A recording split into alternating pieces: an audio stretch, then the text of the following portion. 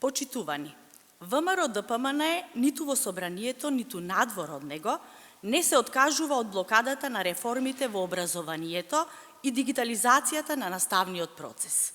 Со недели ВМРО ДПМН ја манипулира и лаже јавноста дека ќе се укинуваат предмети, дека учениците ќе останат без учебници со цел да блокира реформи кои се во интерес на образованието, наставниците и учениците.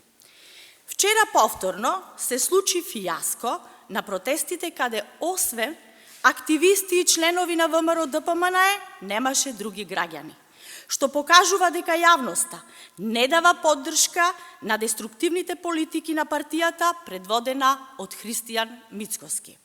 Новото фијаско на вчерашните протести потврди дека на ВМРО ДПМН не му се важни учениците, не му е важно образованието, туку важни им се само да ги кочат реформите во образованието.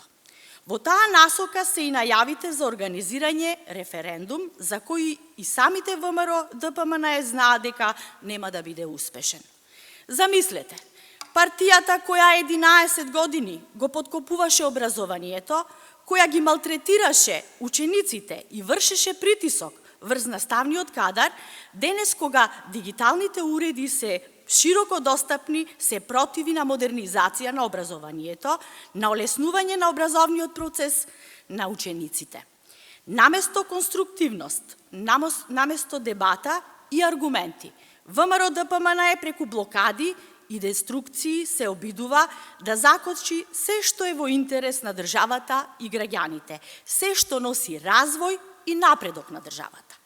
Граѓаните тоа одамна го препознаа, затоа не им даваат поддршка на протестите, затоа 6 пати ги казнуваат на избори.